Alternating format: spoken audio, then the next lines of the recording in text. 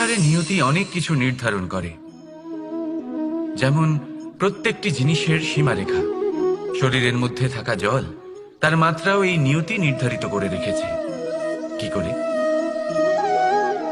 দেখুন, যদি সঠিক সময়ে আপনি পরিশ্রম করে নিজের ঘাম না ঝরান, তাহলে কিছু সময় পরে আপনার চোখের জল অবশ্যই ঝরবে।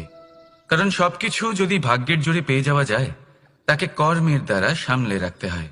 যদি পরিশ্রম করতে থাকেন, তাহলে যা পেয়েছেন তা সামলে রাখতে পারবেন, আর যা যা আপনি পেতে চান তা অবশ্যই পাবেন।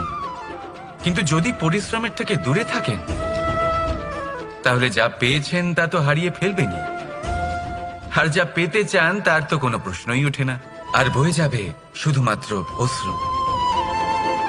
এবার সিদ্ধান্ত আপনার। কি ঝরাতে চাইবেন আপনি? ঘাম নাকি অশ্রু?